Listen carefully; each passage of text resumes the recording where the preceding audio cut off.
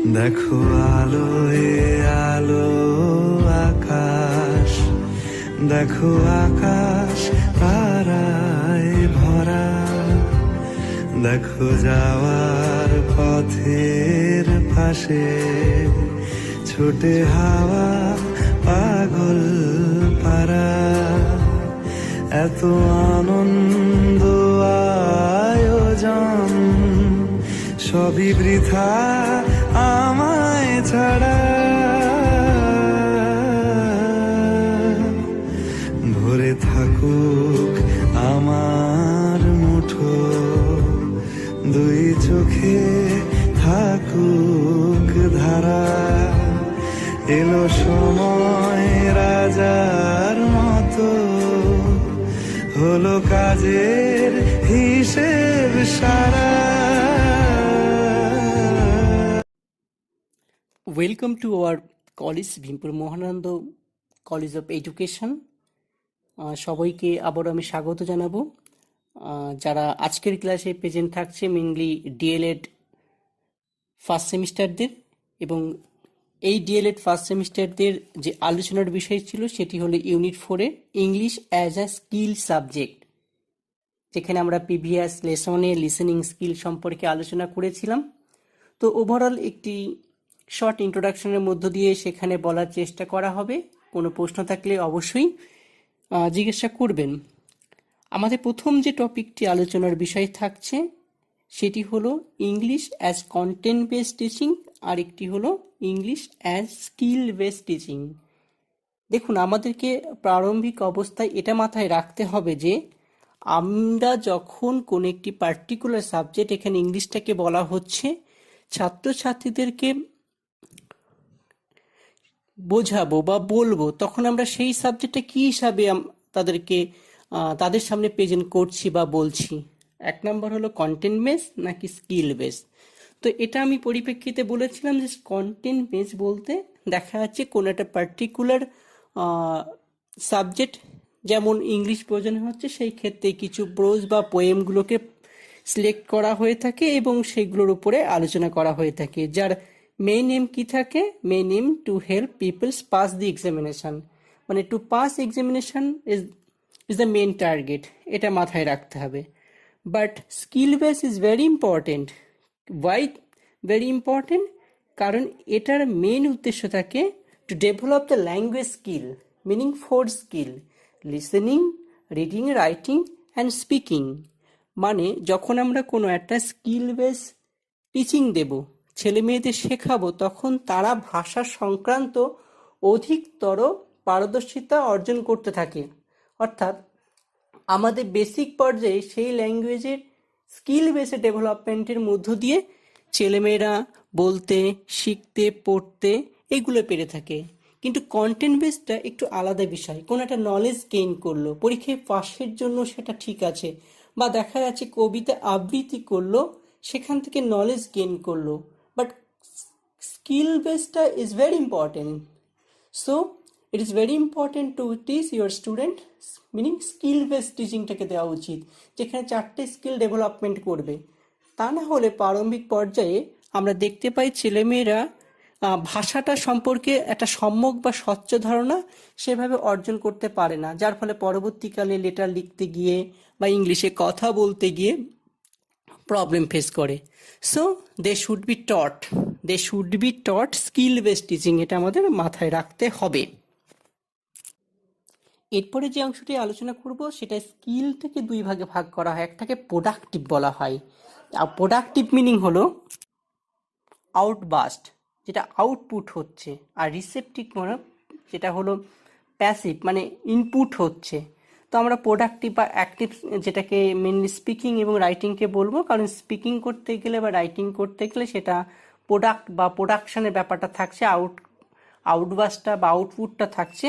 On the other hand receptive বা যেটাকে passive বলা হচ্ছে, হিয়ার 2 স্কিল আর লিসেনিং অ্যান্ড রিডিং। লিসেনিং মানে গেইনিং, রিডিং অলসো গেইনিং, যেটা ইনপুট হচ্ছে, এর জন্য এটাকে বলা হয় রিসেপটিভ। এরপর আমাদের সেকেন্ড যে পয়েন্টটি আলোচনার বিষয় হলো teaching English as a skill subject in elementary level. with a reference to objectives specified by NCF 2005 and West Bengal Board of Primary Education and West Bengal Board of Secondary Education. NCF national যে curriculum framework 2005-এর এই skill যেটাকে বলা হচ্ছে যে skill subject তার উপরে গুরুত্ব আরোপ করেছে এবং বেশ কিছু উদ্দেশ্য বা অবজেক্টিভসের কথা বলা হয়েছে। সেখানে ফার্স্ট পয়েন্ট আমরা বলতে পারি যে children are born with innate potentiality of acquiring in a language including English, meaning students have talent to accept any language, meaning they can access with any other language, তারা যে কোনো ল্যাঙ্গুয়েজের সঙ্গে access করার জন্য তাদের একটা নিজস্বতা বা ইনেট একটা পোটেনশিয়ালিটি রয়েছে।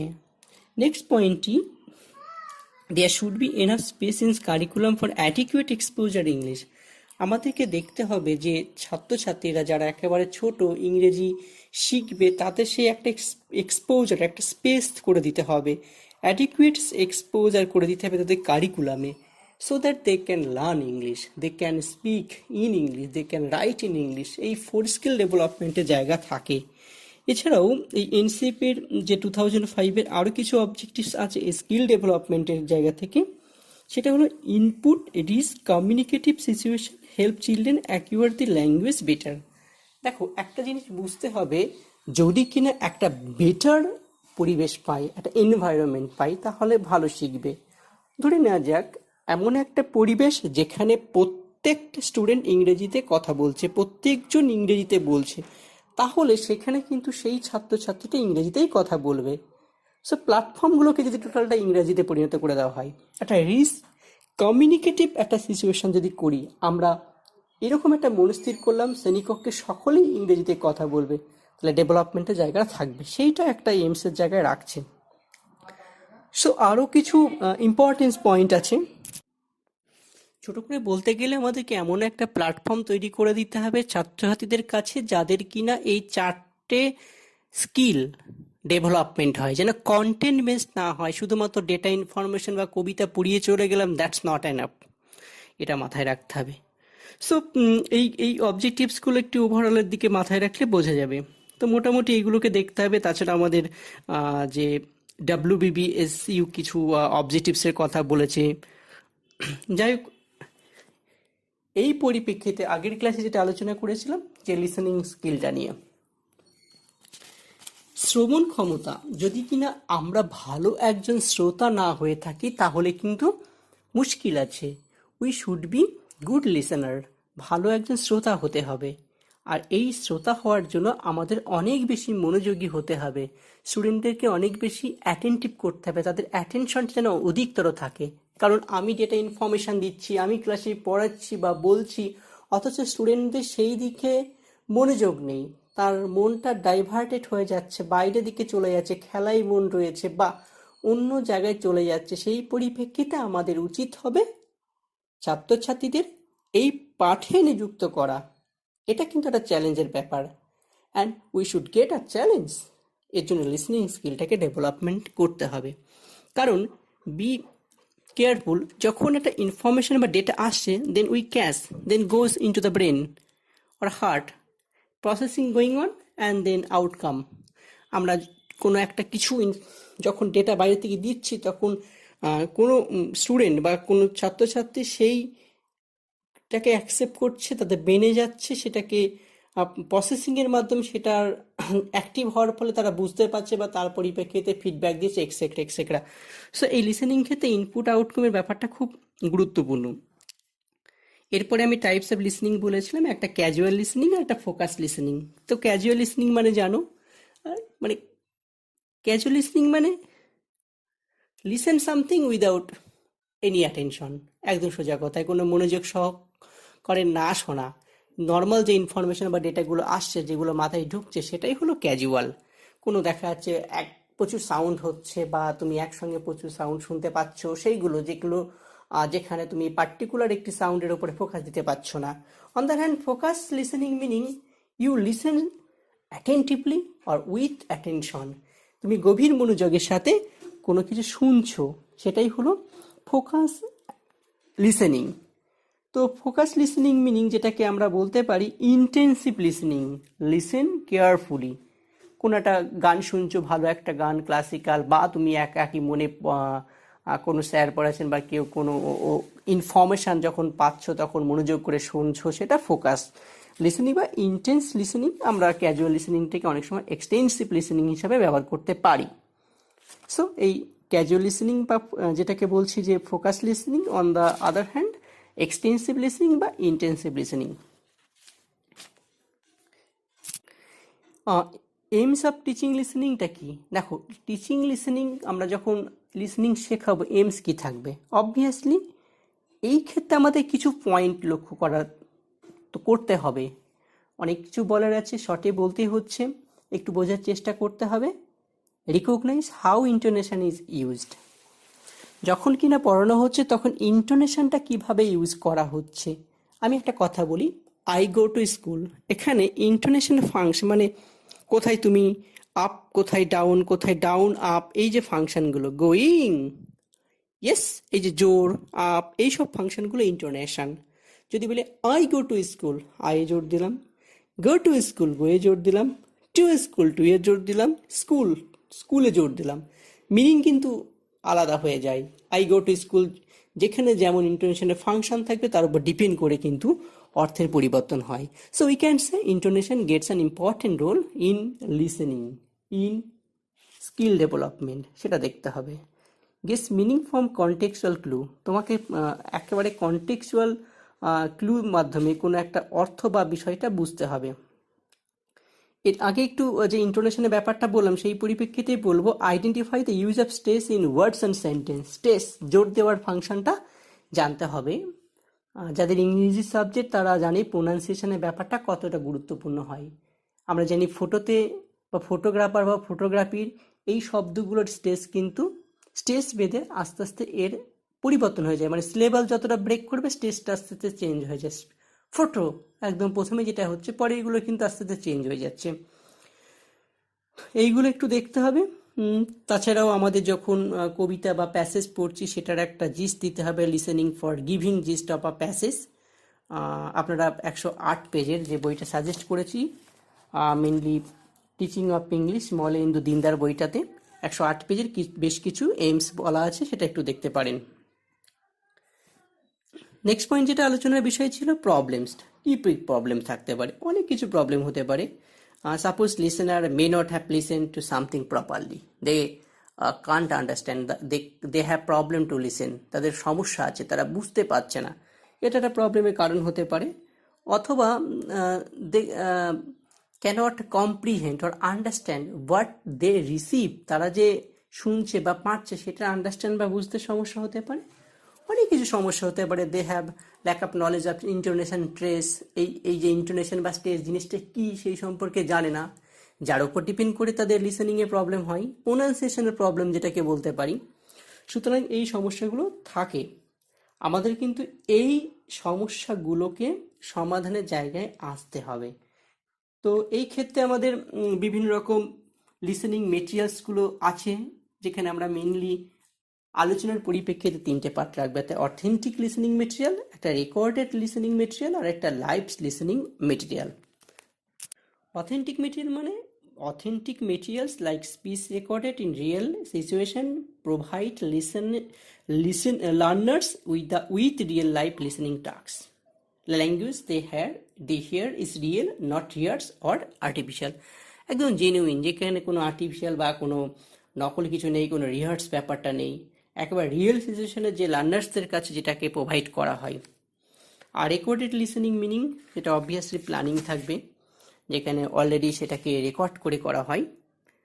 110 পেজে একটি কথা বলা আছে, একটু খুলে দেখতে পারেন। Recorded materials and listening inputs have been specially scripted for teaching purposes, অর্থাৎ টিচিং পারপাসেস, শেখানোর উদ্দেশ্যে কিন্তু করা হয়ে থাকে। Many learning materials develop for second language learners have accompanying audio cassettes,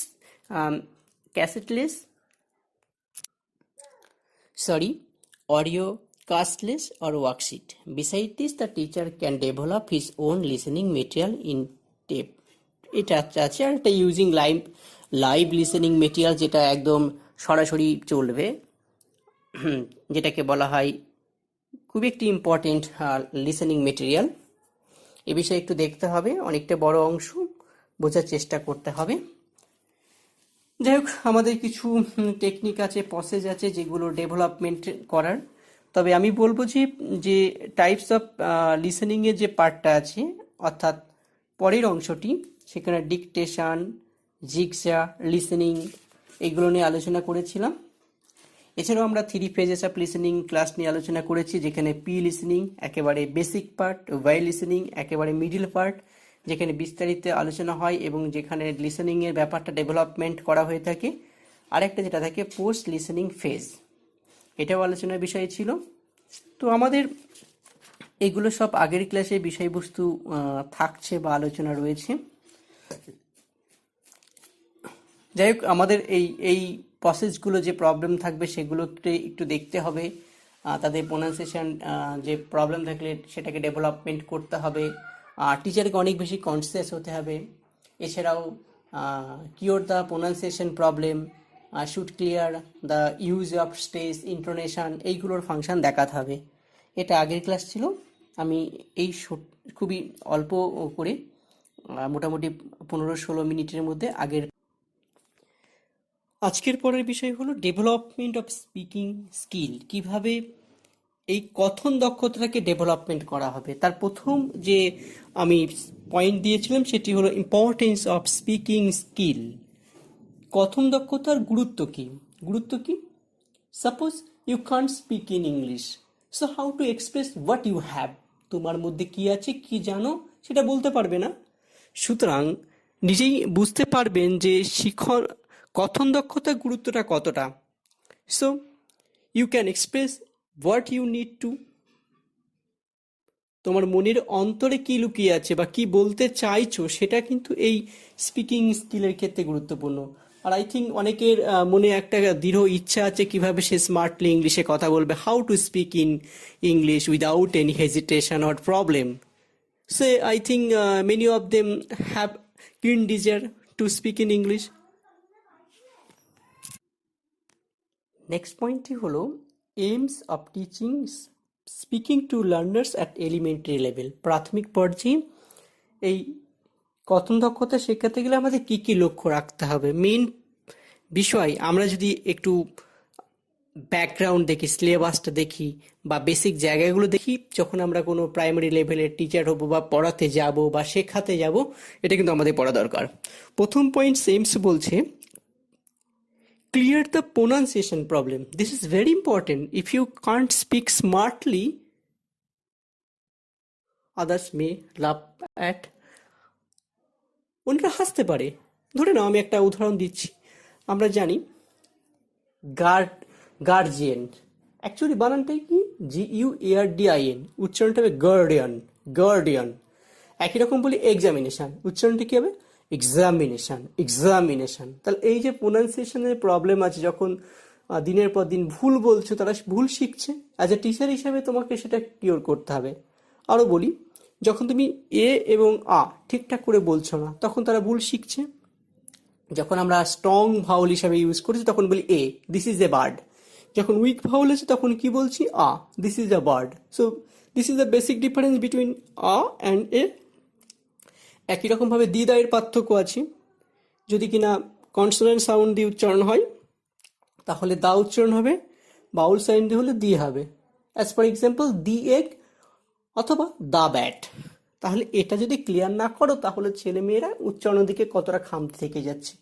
just আমি এখানে 2টি উদাহরণ দিলাম। এরকম অসংখ্য খামতি আছে, অসংখ্য ভুল ভ্রান্তি আছে, যারা আমরা প্রতিনিয়ত বলে যাই। This is part number 2 point. Just focus on stress, intonation, যেটা আমরা আগের স্কিল বোঝাতে গিয়ে বলেছিলাম।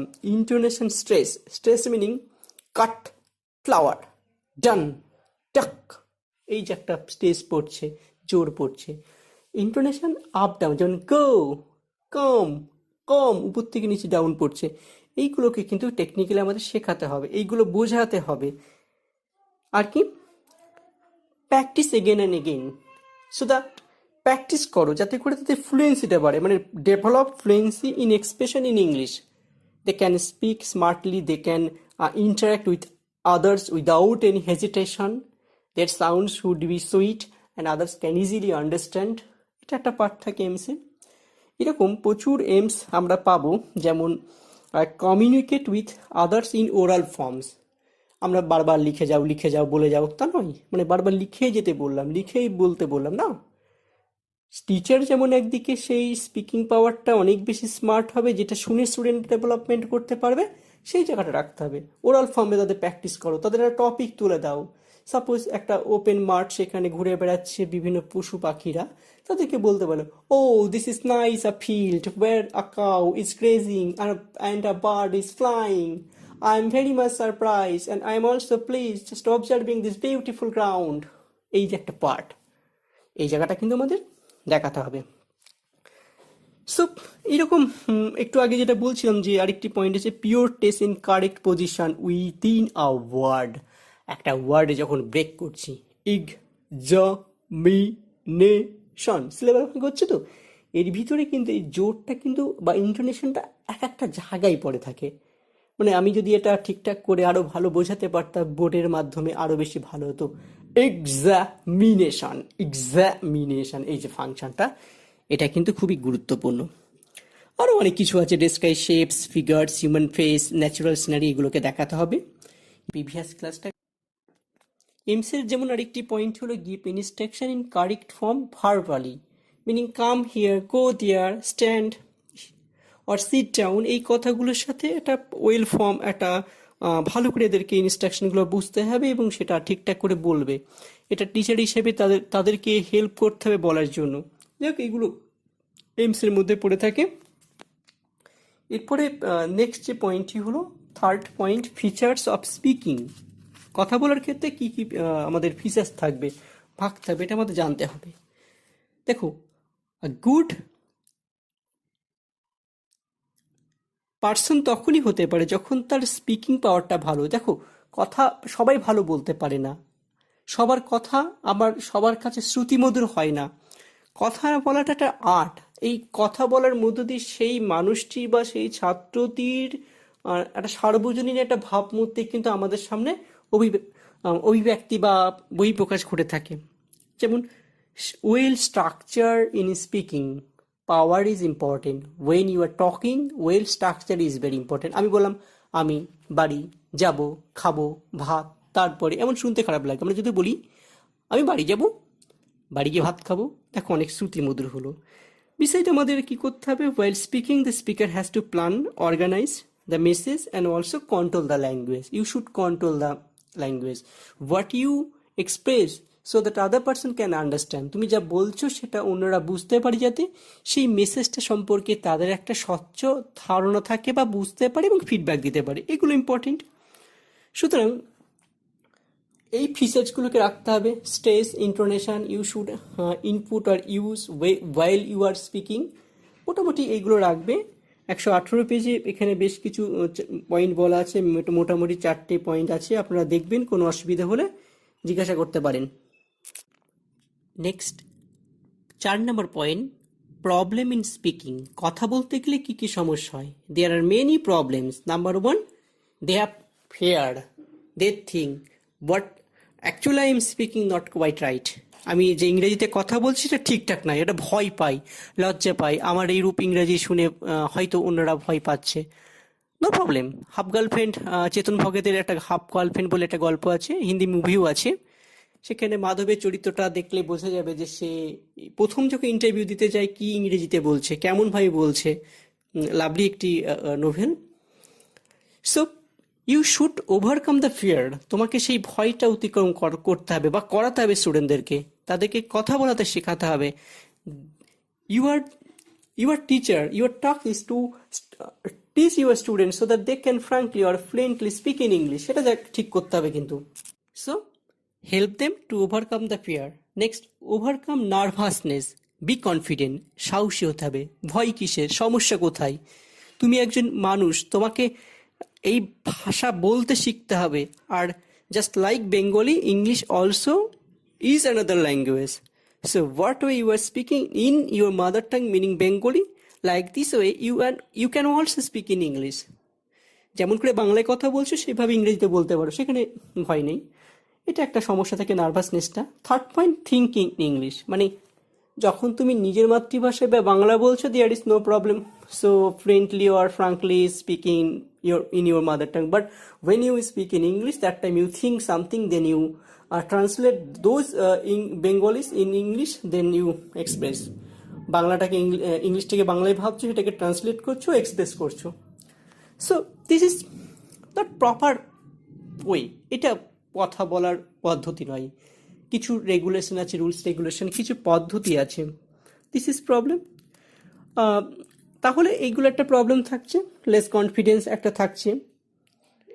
এরকম প্রচুর প্রচুর সমস্যা জায়গা থাকছে। তাদের একটা এক্সপোজারের জায়গা নেই, মানে প্র্যাকটিস করার মতন বা তাদেরকে সেই প্ল্যাটফর্ম দেওয়ার। Exposure is very important. তোমাকে প্ল্যাটফর্ম করে দিতে হবে যাতে ছেলেমেয়েরা বলতে পারে। মেনলি আমরা স্পিকিংয়ের ক্ষেত্রে এই প্রবলেমগুলো থাকে। আরেকটা প্রবলেম জানো তো, সেটা হলো প্রোনাউন্সিয়েশন প্রবলেম। দিস ইজ, মানে কি বলবো, এতটা প্রবলেম, যেমন এস এস জ, এই যে প্রবলেম, প্লেজ, এই জায়গাগুলো খুব একটু জটিলের জায়গা আছে। আবার দেখো আর সাউন্ডের ফাংশনটা, যেমন আমরা বলি টিচার, উচ্চারণ হবে টিচার। আমরা বলি কার্পেন্টার, হবে কার্পেন্টার, মার্কিট। এই ফাংশনগুলো, স্ট্রেসের ফাংশনটা একটু বললাম, মানে প্রোনাউন্সিয়েশন প্রবলেম, যেগুলো জাস্ট কভারিং স্ট্রেস, ইন্টোনেশন, এইগুলোর একটা জায়গা রয়েছে। বালাসুব্রমণিয়ামের একটি ফনেটিক্স ইন্ডিয়ান স্টুডেন্টদের জন্য একটি বই আছে, সেখানে বিস্তারিত আলোচনা করা আছে, বা আমরা যদি অক্সফোর্ড ডিকশনারিগুলো একটু দেখি অনেকটাই জানতে পারবো।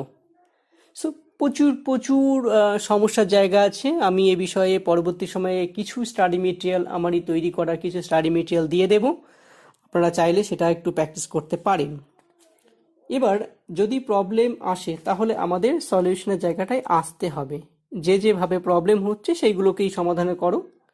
Just overcome the fair, overcome the nervousness, এগুলোকে ক্লিয়ার করো।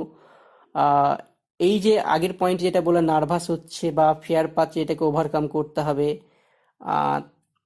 Directly or direct method use করো, ডিরেক্টলি থিঙ্ক ইংলিশ, এটা দেখো।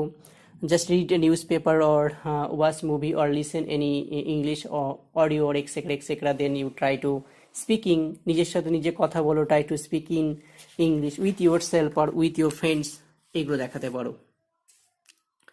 এটা হলো কিভাবে সলিউশন করবে। এবার কিছু টেকনিক আছে, সেই টেকনিকগুলোর মধ্যে যেমন question and answer technique. What is your name, আমি বললাম। এই টেকনিকের মধ্যে what is your name, my name is Avik Gangopadhyay. What is your hobby, my hobby is gardening. এই যে কোশ্চেন আনসারের প্রসেসের মধ্যে দিয়ে অনেকটা ডেভেলপমেন্ট হবে। এটাকে তোমাকে প্র্যাকটিস করতে হবে, মেন প্ল্যাটফর্মে আনতে হবে, খেলার মাঠে আনতে হবে। শুধুমাত্র ঘরে বসে মুখে বলে গেলাম, তাদের মেমোরিতে ঢুকিয়ে দিলাম ডেটা ইনফরমেশনগুলো, যেটা আমি কন্টেন্ট বেসের কথা বলেছিলাম, সেটা হলে হবে না। তোমাকে এই স্কিল বেসে আনতে হবে। Come here dear and say what is your name, সে এই যে একটা ফাংশনগুলো থাকছে। লেকচার মোড, লেকচার মোডটা হলো তোমাকে কিন্তু ওদেরকে প্রেজেন্ট করার জায়গাটা দিতে হবে, ওদেরকে সেটা বলার জায়গাটা দিতে হবে। যেমন আমি একটা রাইমের কথা বলি, অ্যাকচুয়ালি অ্যাপিয়ারেন্সটা বা ছবিটা বা দেখলে ভালো হতো। টুইঙ্কেলের ব্যাপারটা আমরা নর্মালি বলতে পারি এরকমভাবে, twinkle twinkle little star how I wonder what you are up above the world so high like a diamond in the sky. কিন্তু এটাকে যদি একটু স্টাইলিশভাবে বলো, একটু আর অন্যভাবে বলো, twinkle twinkle little star how I wonder what you are, up above the world so high, like a diamond in the sky। একটু ওয়ার্ডগুলো শোনো আমি কিভাবে উচ্চারণ করলাম, এর অ্যাক্টিংটা দেখলে আরও বেশি ভালো লাগতো। সো এই মুডগুলোকে চেঞ্জ করতে হবে, কোনো টপিক দিতে হবে, তার উপরে তারা ইংরেজিতে বলবে। তাছাড়া গ্রুপ ডিসকাশন রয়েছে। গ্রুপ ডিসকাশনটা একটু মজার মজার আমরা বিগত বছরগুলোতে আলোচনা করেছিলাম বা ছেলে মেয়েদের সাথে খেলেছিলাম। সেক্ষেত্রে কোনো টপিক দেওয়া হলো, একে অপরের মধ্যে বললো, যেমন it makes aware of the group dynamics, এটা গতিশীল করতে সাহায্য করে, বা আরও কিছু পয়েন্ট আছে 120 পেজে দেখবেন গ্রুপ ডিসকাশনের ভিতরে। আমি একটি পয়েন্ট বলছি, student are often spontaneous when they talk to their peer groups rather than when they talk to their teacher. তাদের টিচারদের সাথে কথা বলার সাথে যদি তাদের নিজেদের ফ্রেন্ড পায় বা গ্রুপ পায়, তারা সেখানে অনেক বেশি ভালো কথা বলতে পারে। So you give that platform, সেই প্ল্যাটফর্মটা করো। But one condition, you have to use English language and you have to speak in English. এটাই দেখতে হবে। এটা একটা আমাদের টেকনিক বলবো। সমস্যাগুলো তো একটু আগেই বললাম, ফেজেসগুলো বললাম। আচ্ছা, নেক্সট যে পয়েন্টটি নিয়ে আলোচনা করব, প্রোনাউন্সিয়েশনের প্রবলেমগুলোটি নিয়ে একটু আলোচনা করব। আমি এটা খুব সংক্ষিপ্ততার মধ্যে বা খুব তাড়াতাড়ি কমপ্লিট করে দেব। এটা বিস্তারিত অংশ, কিভাবে কথন দক্ষতা ডেভেলপমেন্ট করা যায় সেটা একটা আলোচনার বিষয়।